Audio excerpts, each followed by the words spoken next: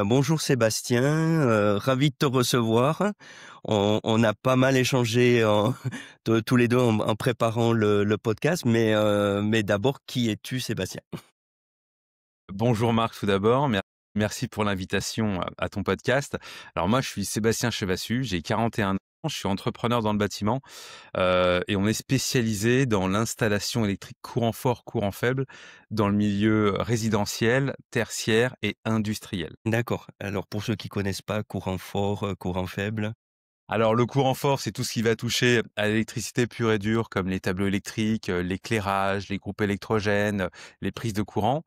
Tout le courant faible, c'est toutes les installations dites, d'alarme intrusion, d'alarme de système de contrôle d'accès, d'alarme incendie, de choses comme ça, de câblage informatique, de Wi-Fi, hem, voilà pour la dissociation courant fort, courant faible. En gros, si je reformule, c'est, de là où il y a besoin de puissance ou les autres.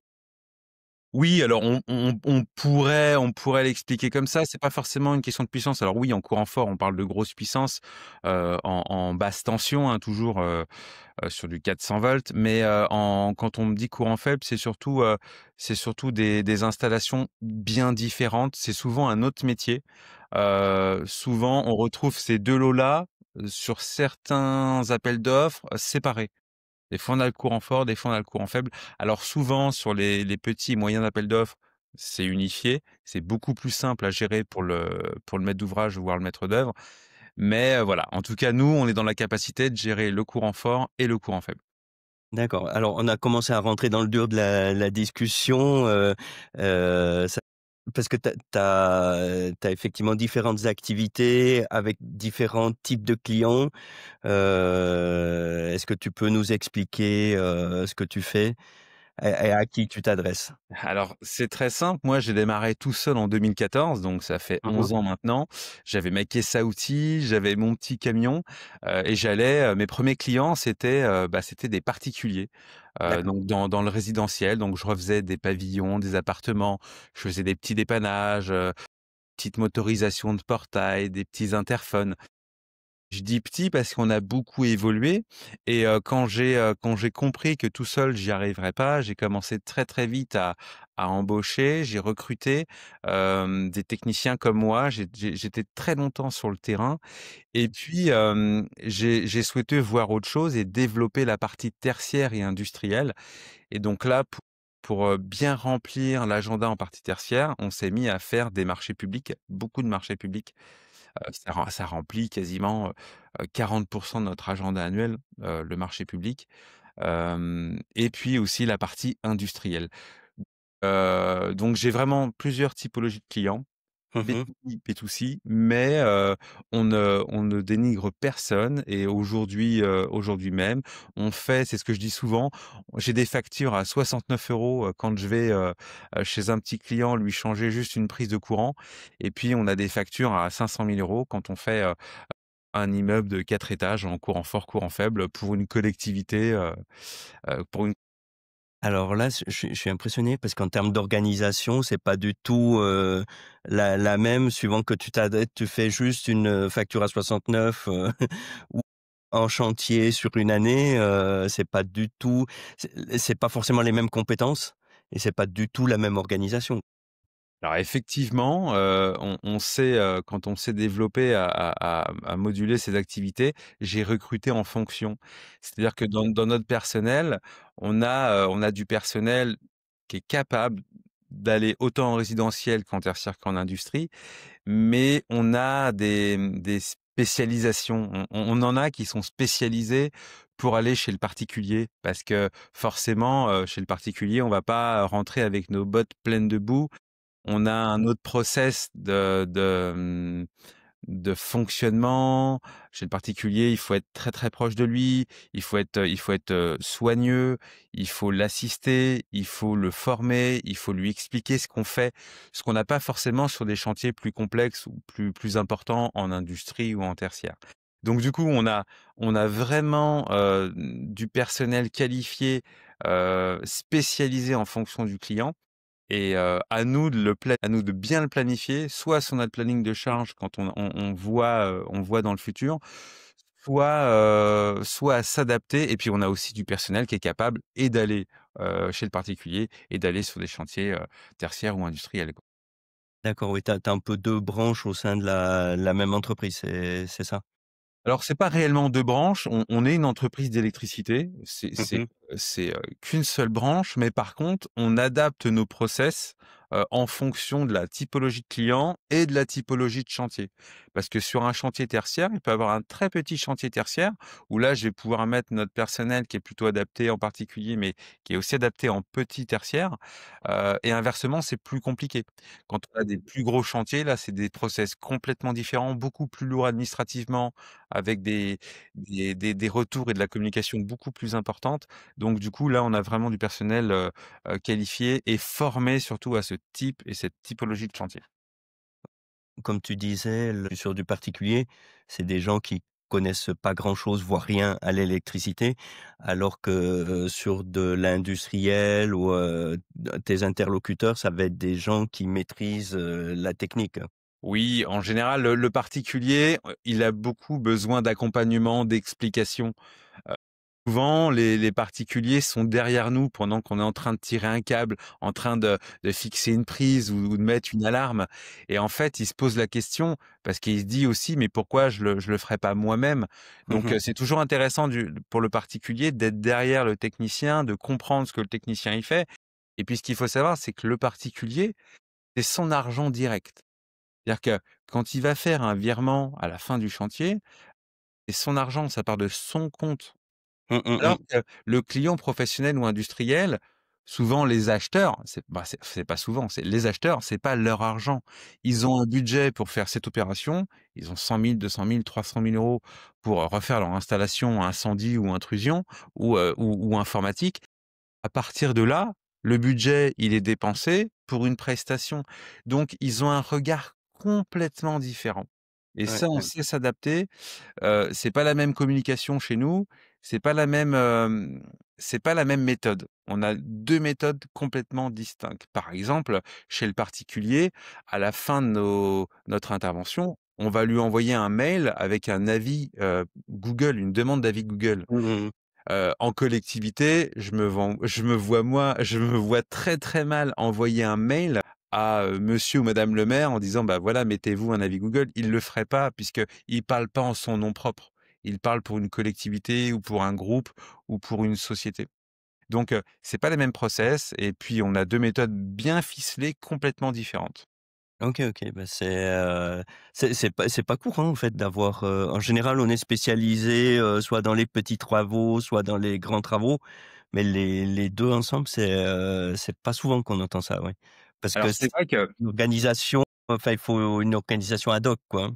Oui, la réalité est que j'ai commencé avec les particuliers en 2014 quand j'ai démarré et puis progressivement, c'est sûr que les chantiers tertiaires et industriels, en collectivité ou même sur le côté pro, ça a pris beaucoup de place dans notre entreprise et on a, progressivement délaissé les clients particuliers. Et comme tout le monde, période Covid est arrivée, donc 2020, catastrophe pour le secteur du bâtiment et on s'est reposé des questions. On s'est dit: «Mais si on revenait aux origines?» parce que le particulier, il était très facile d'accéder pendant la période Covid, pendant les 2 périodes Covid, alors que les collectivités et les professionnels, ils ont mis, une barrière sur les accès chantiers. Donc progressivement, on a repris le particulier, à partir de 2020. C'est la période Covid qui nous a fait réfléchir. On s'est remis en question et j'en suis plutôt satisfait parce qu'aujourd'hui, alors les clients particuliers, c'est pas notre, en pourcentage, je dirais que ça fait 10-12 de notre chiffre d'affaires. Mais ça nous permet d'être sectorisés, ça nous permet de répondre à une clientèle, qui est proche de nos locaux, et puis c'est mes premiers clients, donc ça me fait plaisir aussi de pas les oublier. C'est eux qui m'ont aidé à démarrer et j'ai envie de rendre l'appareil, dans ce sens-là, quoi. Toi, ça te permet d'équilibrer un petit peu les fluctuations, d'une année à l'autre, c'est-à-dire quand il y a un creux dans le professionnel, ça peut se rééquilibrer. Oui, alors, C'est vrai que côté planning, c'est un bel avantage, c'est que le particulier, il est beaucoup plus facile à gérer le planning d'un particulier qu'un professionnel, parce que le professionnel, on est souvent en face, sur un chantier avec plusieurs lots. Il y a une dizaine ou une quinzaine de lots. Le maçon, la plâtrerie, le revêtement de sol, le peintre, le climaticien, le menuisier extérieur et souvent l'électricien, nous, on est un peu en corrélation avec tout le monde. Il y a beaucoup de surprises dans les chantiers, hein, c'est bien connu dans le bâtiment. C'est compliqué pour ça, le respect des plannings parce que chacun ne respecte pas, grossièrement, personne n'écoute, et puis, on a aussi, des maîtres d'œuvre, qui sont pas forcément, OPC. Alors OPC, c'est ceux qui font de l'ordonnancement, du pilotage et de la coordination. C'est 2 métiers différents. Souvent, l'architecte, dans les chantiers, fait ce rôle d'OPC, mais c'est un autre métier. Et on le remarque quand il y a un vrai OPC sur un chantier, il y a un pilotage droit et clair et on sait où on va. Si l'électricien doit intervenir le lundi et le mardi, on peut pas se louper. On intervient le lundi et le mardi parce que le mercredi, il y a d'autres lots, qui sont en corrélation avec ce qu'on a fait avant. Chez le particulier, ça marche pas comme ça. C'est beaucoup d'arrangements même avec le plaquiste, avec le plombier et cetera. On se connaît souvent entre artisans et puis on s'arrange. Souvent, le plaquiste, il va nous sortir un câble parce qu'on n'est pas là ce jour-là. Ou alors, c'est le plombier qui va tirer son propre câble pour sa pompe à chaleur. Et puis, on s'arrange comme ça, mais c'est un petit monde où on se connaît tous. Donc, l'arrangement est beaucoup plus facile. Et en termes de planification, ça nous aide d'avoir ces deux branches, enfin, ces deux typologies de clients, dans le sens où effectivement, quand on a une période un peu plus calme, là, on peut dire, on va appeler notre client particulier, on va dire: «Bah, là, j'ai un petit créneau de 5 jours pour faire votre chantier. Est-ce que ça vous intéresse?» Alors souvent, le client, particulier nous dit: «Oui, bah, forcément que ça m'intéresse», qu'il l'attend depuis 2, 3, 4 semaines, un mois, même si on essaie de réduire les délais un maximum. Mais mais oui, ça nous aide en termes de planification et surtout en planification de charge. On aime bien avoir 6 mois de visibilité, même si en ce moment, c'est un peu plus compliqué. Mais les fameux 6 mois de visibilité, ça nous aide sur beaucoup de choses. La Mmh, mmh, prévision, mmh, mmh. la trésorerie, l'achat matériel, la prévision de personnel extérieur, sous-traitant, intérimaire et cetera. OK, OK. Oui, oui, oui, c'est intéressant et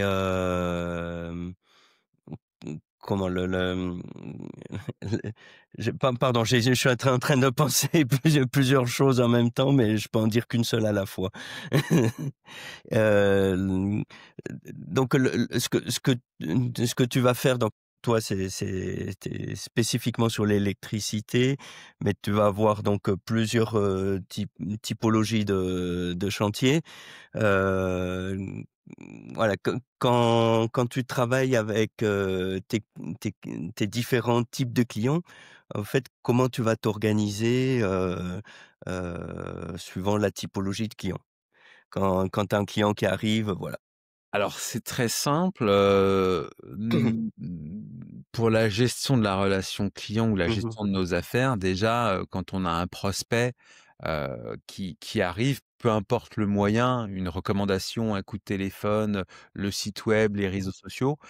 Déjà, on a un CRM, on a un logiciel équipé d'un CRM qui nous permet d'avoir, une pipeline complète, un tunnel, heu qui va, de la demande jusqu'au parfait achèvement, voire même la récupération de la retenue de garantie. C'est-à-dire qu'on est 1 an après le chantier. Il est vraiment complet. Ça nous permet déjà d'une, bien d'identifier le besoin et puis en fait, qu'est-ce que je fais moi, mon rôle? Bah, mon rôle, ça va être de comprendre la problématique de mon client, de lui proposer une solution claire et efficace qui correspond à toutes ces problématiques, qui résout ces problématiques et qui correspond pas forcément à son budget. Moi, je suis pas là pour entrer dans un budget d'un client. J'ai du mal avec le budget, en fait, mais en tout cas, je vais lui proposer une solution qui correspond à sa problématique. Après, le budget, ça peut être un autre problème, mais c'est une deuxième problématique et ça vient souvent en second plan. Et quand tu dis budget, ça peut être dans les 2 sens, ou comment ça peut être? Dire: «Voi je vous propose quelque chose, mais ça peut être un peu au-dessus du budget qui était prévu ou plutôt en dessous?» Bah, il y a 2 solutions. C'est soit en fait le client il me dit: «Bonjour, j'ai besoin d'une installation électrique et j'ai 10 000 € de budget». Dans ce cas-là, moi j'adapte soit mes coûts, soit mes produits, soit ma solution, à son budget. Mais en général, je travaille pas comme ça. Je propose la solution qui lui convient le mieux. Je lui présente en main propre et je dis: «Voilà, la solution qui vous convient, elle vaut 15 000 €. Maintenant, je sais entendre que vous avez 10 000 € de budget pour votre problème. Je peux m'y approcher, mais il va falloir faire des concessions. Autant sur le matériel, autant, sur, la solution proprement dit. Ce qui est sûr, c'est que je vais pas mettre du matériel low cost parce que c'est moi qui m'engage. Je vais pas installer le matériel de mon client. J'en ai eu, hein, des clients qui me disent: «Mais j'achète mon matériel, dans des grandes surfaces de bricolage et puis, vous le posez comme ça, votre marge et cetera». Je fais: «Mais c'est pas une question de marge, c'est une question de garantie, de limite de prestation. Demain, si la prise, elle brûle». C'est ta responsabilité, hein. Exactement, voilà. Donc, j'ai pris mais depuis le départ, hein, depuis que j'ai démarré, je ne pose pas le matériel acheté par le client. C'est beaucoup plus simple à gérer. Et tu pas chaud pour aller en prison, c'est ça, hein? J'ai pas envie, non, j'ai des enfants, je veux voir mes enfants et ma femme tous les soirs, tous les week-ends, mes amis D'accord, aussi. ouais. Non, la prison, c'est pas fait pour moi. D'accord, OK.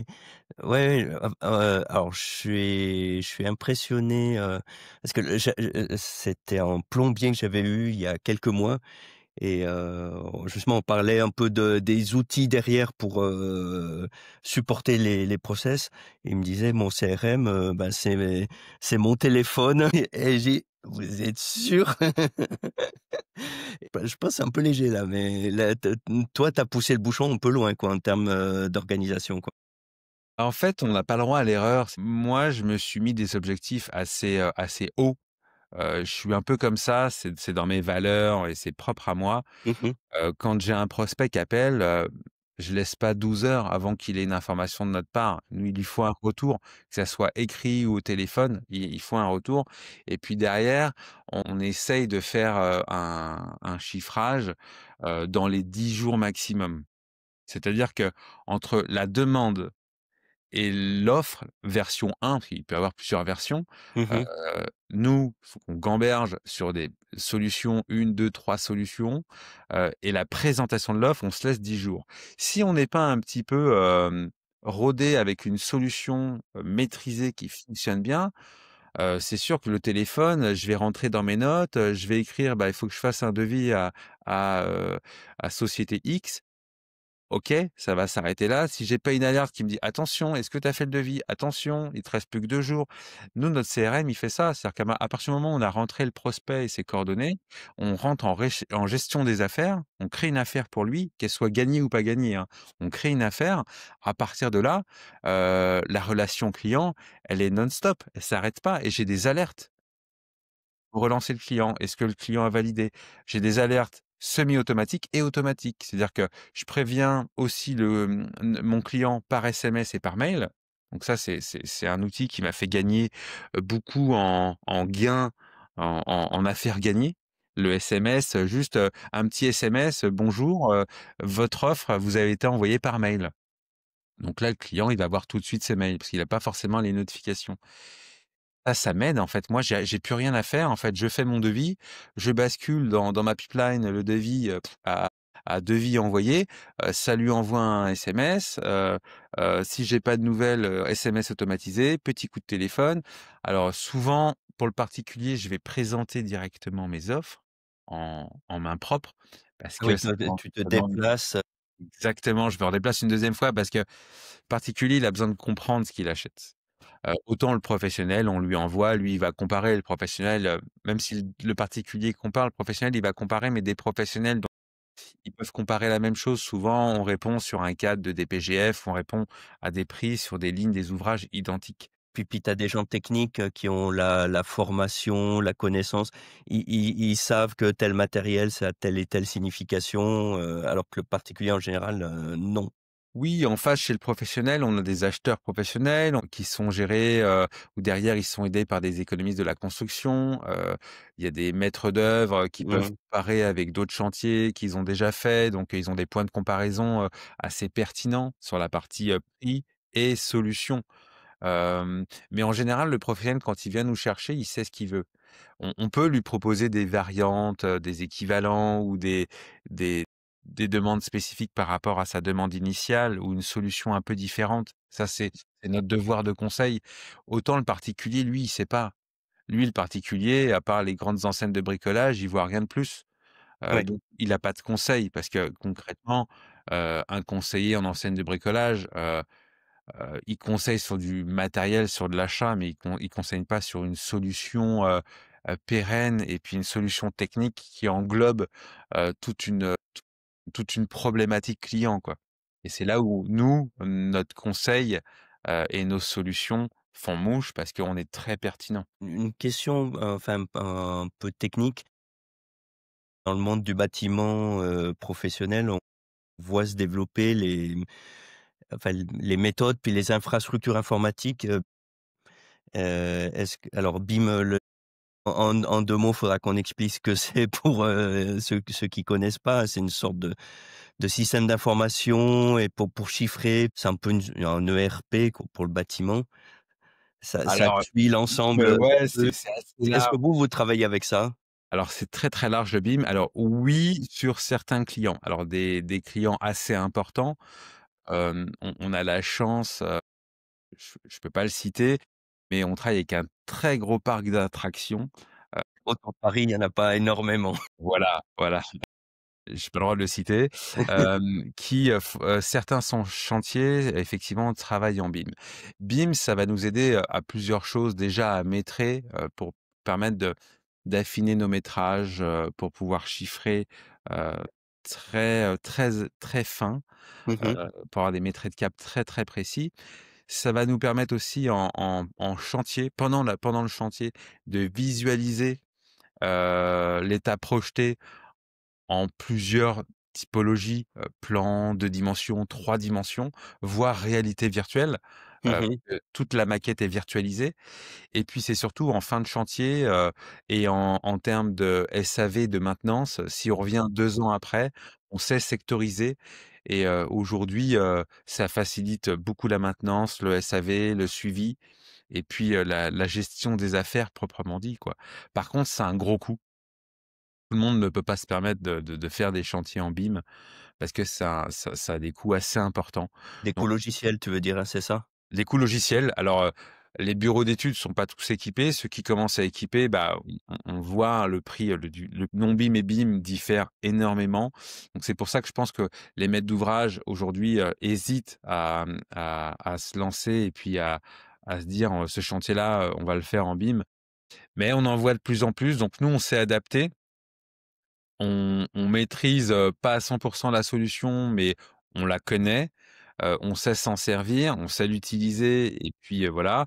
On externise aussi pas mal sur la partie bureau d'études, avec des bureaux d'études fluides, donc courant fort, courant faible, qui gèrent cette technologie-là, parfaitement. Donc on a su bien s'entourer pour pouvoir répondre justement, à cette typologie de clients qui demandent cette technologie de réponse et de toute façon, le BIM, ça se demande directement à l'ouverture de l'appel d'offres. C'est-à-dire qu'on le sait si c'est un chantier en BIM ou pas en BIM, quoi. J'ignorais qu'il y avait des surcoûts importants, quoi, parce que l'idée c'est d'accélérer, déjà tout ce qui est conception et puis il y a tout le suivi qui va être, pas mal peut-être pas complètement, mais pas mal automatisé. C'est-à-dire que toi, tu peux mettre dans la solution BIM, l'avancement de ton chantier, j'ai fait ça, j'ai réceptionné ma marchandise, j'ai installé.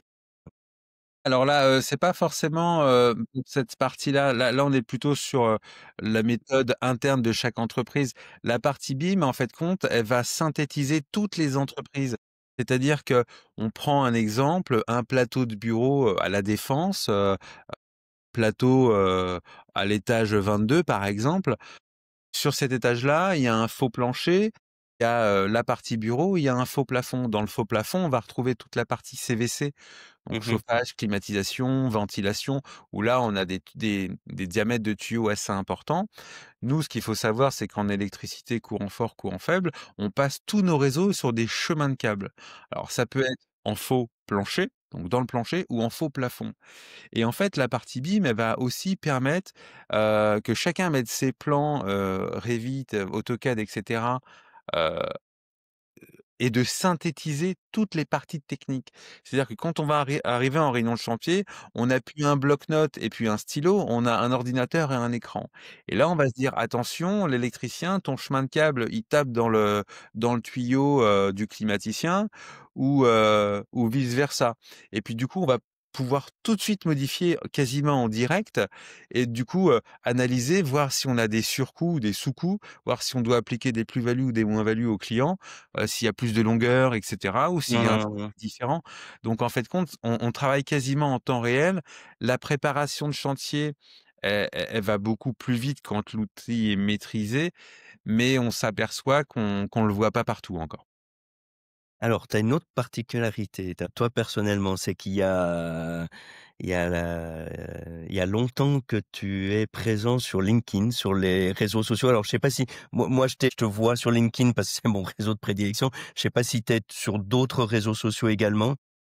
Alors non, non, alors, concernant les réseaux sociaux, essentiellement sur LinkedIn, bah, depuis plus de 10 ans en fait, depuis que j'ai ouvert l'entreprise en 2014. Alors, qu'est-ce qui t'a amené, parce il y a 10 ans, LinkedIn, c'était plus en réseau pour trouver du travail, c'était pas comme c'est maintenant où c'est devenu un vrai réseau social.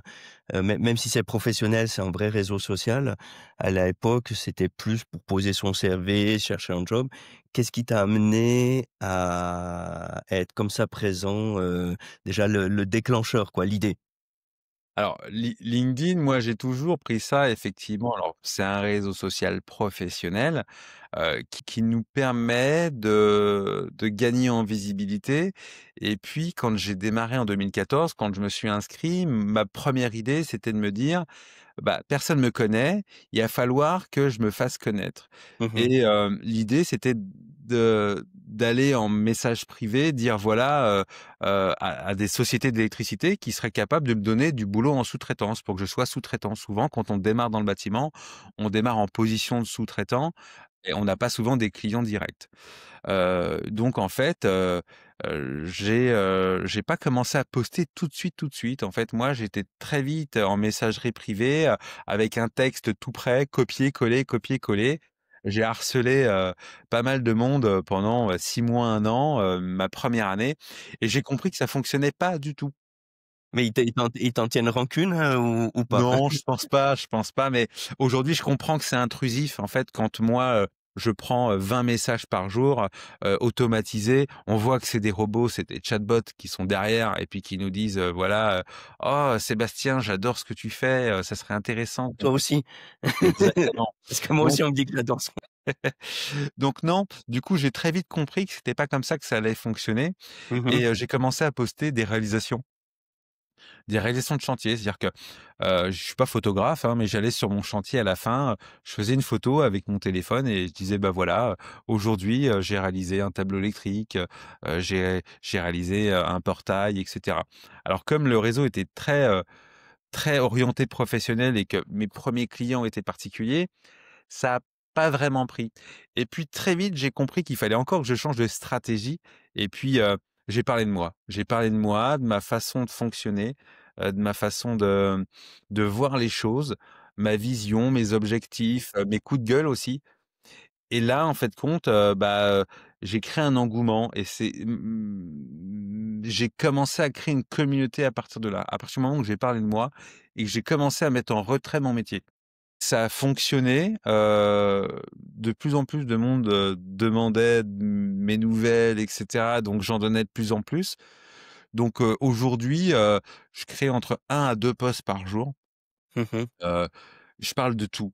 Je parle vraiment de tout. Je parle de mes problèmes, alors pas trop personnellement, hein, plutôt professionnellement. Sentimentaux, non.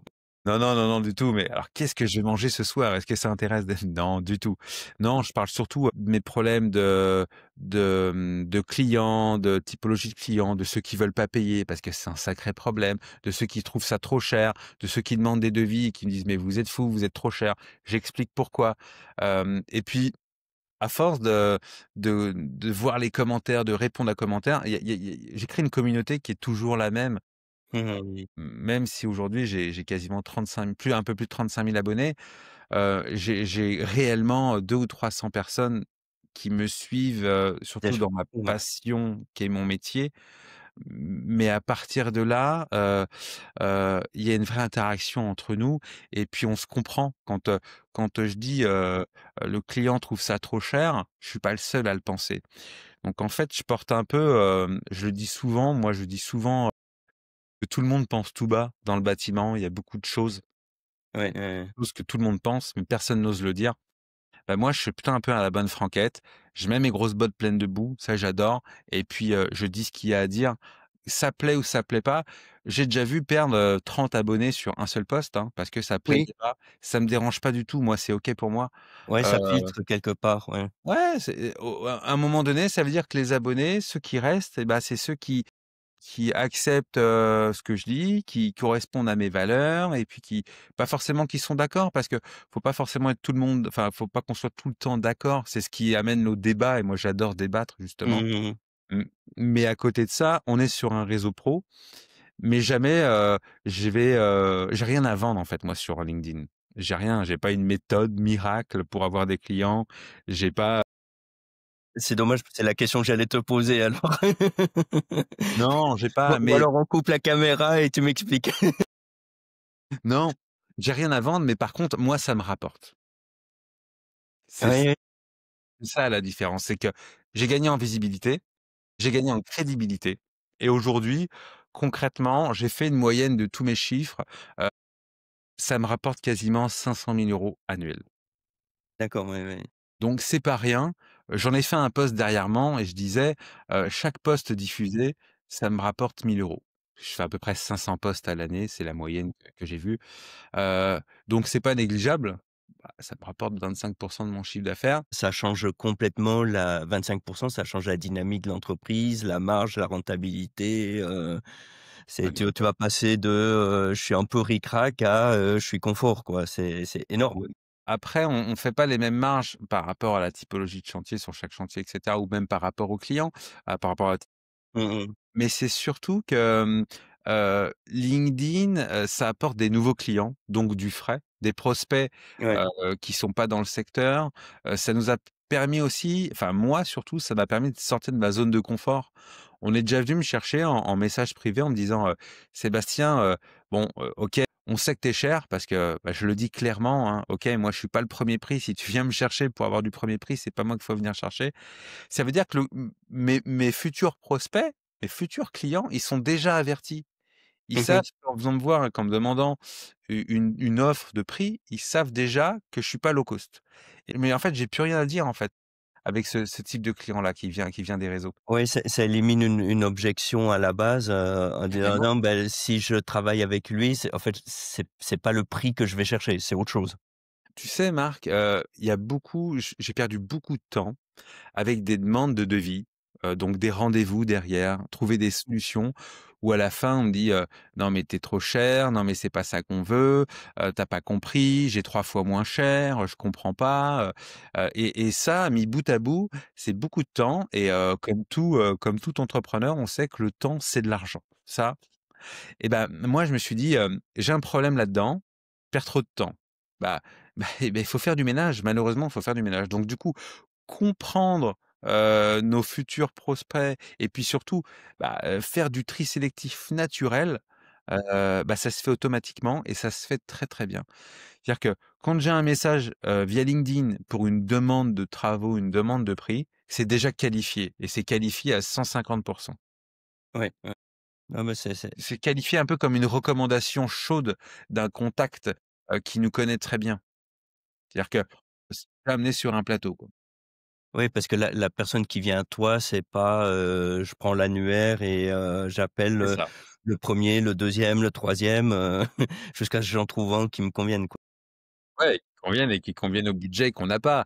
Donc du coup, ça tranche et ça fait un tri sélectif et moi j'apprécie parce que du coup, la relation entreprise-client, elle est beaucoup plus sereine, elle est beaucoup plus, elle est beaucoup plus humaine en fait compte. Heu, on est en face d'un client qui sait très bien lui, hein, on le sait pas encore nous, mais il sait très bien lui qu'il a pas le budget pour faire ces travaux-là, mais qui nous demande ces travaux-là. Nous, on va passer, 3, 4, 5 heures à rédiger son offre technique, et financière, et derrière, tout ça pour qu'il nous réponde juste par mail: «Non, c'est trop cher». Heu, on prend des coups à chaque fois et on n'a pas envie de ça. Donc on en prendra toujours, hein, le bâtiment, il est fait comme ça, il faut qu'il y ait de la concurrence, il faut pouvoir comparer, je suis Mmh d'accord. Mais par contre, il faut qu'on arrive à gagner en efficacité et puis, qu'on gagne du temps. Moi, je préfère, aller jouer avec mes enfants, 2 heures de plus le soir plutôt que de faire des devis qui me servent à rien, qui sortiront jamais, quoi. Ouais, ouais, ouais, ouais. Je trouve ça intéressant. On commence à voir, parce que être présent sur les réseaux, que ce soit LinkedIn, Instagram et cetera. Moi, j'ai l'âge d'avoir connu Facebook aussi. Mais c'était plutôt un truc de jeunes, de start-upers et cetera, et dans des métiers plus traditionnels comme ça, on commence un petit peu à le voir, et en même temps, c'est intéressant, je trouve, ça valorise des travaux qui sont manuels à la base, quoi, hein. Ou dire: «Tiens, ça devient intéressant». Ouais, moi, je suis pas sûr qu'il y ait réellement d'âge. En fait, c'est une question de mentalité, je dirais. C'est sûr que les réseaux, ça oblige à être derrière, sa tablette, son téléphone, son ordinateur. Moi, j'ai décidé de faire tout depuis mon téléphone. C Le premier avantage, c'est que je peux le faire partout. Je suis en attente dans le cabinet d'attente de mon médecin, je peux rédiger un post, j'attends un rendez-vous, je rédige j'ai pas besoin d'un ordinateur, je fais tout de mon téléphone et hormis la mentalité, hem, c'est vrai que pour la partie bâtiment, il y a 10 ans, on voyait personne sur LinkedIn qui parlait du bâtiment. Ouais, ouais. C'était beaucoup, les gros groupes, même en industrie, les gros groupes industriels et puis, bah, toute la partie administrative, enfin, les avocats, des choses comme ça, Mmh mh. vraiment des métiers complètement différents et maintenant, bah, quand on voit des électriciens, ou des spécialistes du photovoltaïque, des plombiers, il y a quelques années, là, on a vu un plombier qui est apparu, on l'a appelé même le plombier de LinkedIn, heu Ouais. c'est génial, je trouve. Nous, ça nous permet aussi de trouver des premiers partenaires et puis des des confrères parce que moi, j'ai pas de concurrents, en fait, direct, j'ai que des confrères. Il m'arrive souvent d'appeler des sociétés d'électricité autour de notre agence en disant: «Tiens, est-ce que tu peux me donner un coup de main? Là, on est un peu débordé ou je te refile un client» et puis, on se donne la patte comme ça. Mais, ça aide beaucoup. Parce que avant, enfin les pages jaunes, les pages blanches, moi j'ai pas connu quoi. Enfin, je sais que mes parents en avaient, mais j'ai jamais ouvert ce genre de bottin. Donc Facebook, j'ai eu. Facebook, je suis plutôt voyeur. Heu, j'ai un Facebook, mais c'est plutôt personnel. Pour, une dernière question, justement en lien avec la présence sur les réseaux sociaux, je pense à un client industriel, voilà, qui fait de matériel hydraulique, donc pas des choses très instagrammables, et qui communique, sur différents canaux, même aussi directement auprès des écoles. Ce qu'on voit, c'est que ça leur a facilité le recrutement. Parce que c'est des métiers qui sont pas considérés comme sexy. C'est plus sexy d'être influenceur à Dubaï, que d'être électricien ou plombier, et finalement, est-ce que ça t'aide, toi, au niveau du recrutement ou globalement dans le secteur? Dire, bah, finalement, ça rend intéressant un métier qu'on a un petit peu laissé de côté. Alors, pour la partie recrutement, ça m'a pas vraiment aidé dans le sens où quand au moment où je voulais recruter, je lançais des annonces assez précises sur ce que je recherchais, mais j'étais tellement submergé par les boîtes de recrutement justement, de que ça m'a du coup plus alourdi la tâche qu'autre chose. Donc du coup, j'ai très vite laissé tomber. Ce qu'il faut savoir, c'est que chez nous, donc on est une petite quinzaine et en fait compte, c'est pas des gens que j'ai recrutés que je ne connaissais pas. Heu, Tous mes employés, c'est des gens que je connais que je connais de mon ancien employeur, que je connais de chantier, que je découvre, que je rencontre. Mais en fait compte quasiment tous, et j'ai pas eu leur CV entre les mains en fait compte. Et c'est vrai que c'est une superbe expérience, c'est-à-dire que j'en ai qui étaient pas du tout du milieu, que j'ai recruté, qu'on a formé, qui sont aujourd'hui, numéro 1 dans leur domaine. J'en ai, que j'ai débauché. Malheureusement, c'est aussi, bah, voilà, c'est la dure loi, Mmh j'ai mh. débauché parce que je proposais autre chose, je proposais d'autres méthodologies de travaux et cetera. Donc les boîtes de recrutement, j'ai eu à faire une seule fois, donc ça m'a coûté assez cher, quasiment 10 000 € Mmh. un recrutement. J'étais prêt, hein, à le faire, hein. Je l'ai fait, j'ai été déçu.